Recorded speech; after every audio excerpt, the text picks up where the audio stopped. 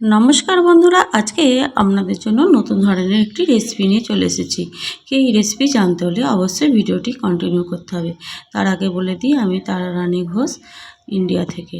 তো প্রথমে তেল গরম করে নিয়ে এলাচ এবং দারুচিনি দিয়ে দিয়েছিলাম। তার সাথে এবার দিয়ে দিলাম একটি টমেটো এবং দুটি কাঁচা লঙ্কা কুচি। একটু হালকা করে কষিয়ে নিয়ে দিয়ে দেবো 1 চামচ পরিমাণ পোস্ত দানা এবং 1 চামচ পরিমাণ সাদা সর্ষে বাটা। দুটিকে ভালোভাবে কষিয়ে নিয়ে আমি বাকি গুঁড়ো মশলাগুলো দিয়ে দেবো, যেমন হলুদ, লঙ্কা, জিরে এবং ধনে। এগুলো সবগুলোই আমি 1 চামচ পরিমাণ মতো করে নিয়েছি। আপনারা যতটা পরিমাণ মাছ বানাবেন ততটা পরিমাণ মশলা আন্দাজ করে দিয়ে দেবেন। আমি এখানে 5-6 পিস মাছের রেসিপি বানাচ্ছি, তাই এরকম পরিমাণ মশলাটা দিলাম। এরপর 2 চামচ পরিমাণ আদা বাটা দিয়ে দিলাম এবং 1 চামচ পরিমাণ টেস্টের জন্য লবণ দিলাম। টেস্টটা অবশ্যই আপনাদের ওপর। আপনারা যেই পরিমাণ বানাবেন সেই পরিমাণ লবণ আন্দাজ করে দিয়ে দেবেন। দেখুন মশলাটা কষানো প্রায় হয়ে এসেছে, মশলা থেকে তেল ছাড়তে শুরু করে দিয়েছে। এই যে আমার মশলাটা একদম লাগানো হয়ে গেছে, কড়া থেকে উঠে আসছে। এরপর আমি পরিমাণ মতো জল দিয়ে দিলাম। এরপর আমি বাকি একটু মশলাটা হতে দেবো। মশলাটা একটু ফুটবো এরকম হবে, তখন আমি মাছগুলো দিয়ে দেবো। আজকে কিন্তু কাঁচা মাছ আমি ঝাল বানাবো, মানে একটা কাঁচা মাছের রেসিপি। কাতলা মাছের পেটিগুলো নিয়েছি, শুধু লবণ মাখিয়ে রেখে দিয়েছিলাম। এরপর দেখুন ওই ঝোলটা ফুটে উঠেছে, ওর মধ্যে আমি মাছগুলো দিয়ে দেবো। এরকম কাঁচা মাছের রেসিপি কে কে বানিয়েছেন অবশ্যই কমেন্ট করে জানাবেন, আর কে কোথা থেকে ভিডিওটি দেখছেন অবশ্যই জানাবেন। দেখতেই পাচ্ছেন আস্তে আস্তে কালারটা চেঞ্জ হচ্ছে। এরপর ঢাকনা দিয়ে ভালোভাবে হতে দেবো। এটা মিনিট 10 মতো সময় লাগবে। জালটা অবশ্যই কম করে দিয়ে বানাতে হবে।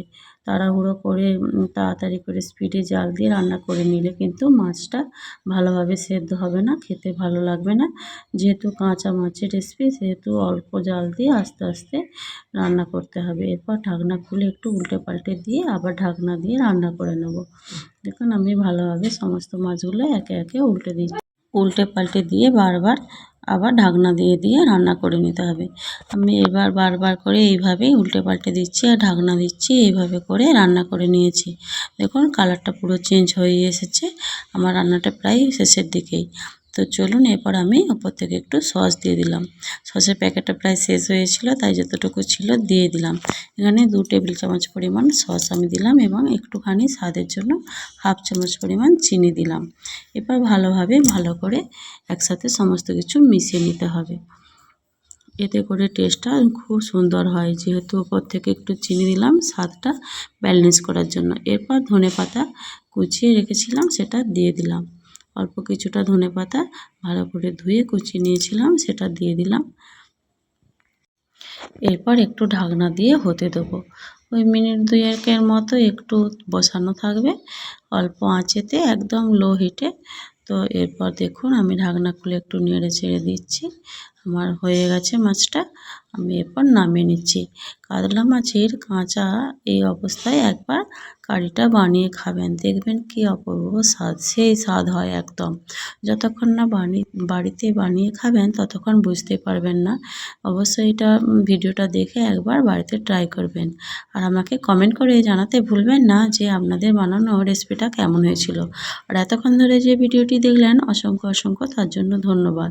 আর আপনারা ভিডিওটি দেখে কেমন লেগেছে সেটা কিন্তু জানাতে ভুলবেন না। আর কে কোন ধরনের ভিডিও দেখতে চান অবশ্যই আমাকে জানাতে পারেন, আমি ভিডিওটি আনার চেষ্টা করব। তো ধন্যবাদ, সবাই ভালো থাকবেন, সুস্থ থাকবেন। পরবর্তী আবার ভিডিওতে দেখা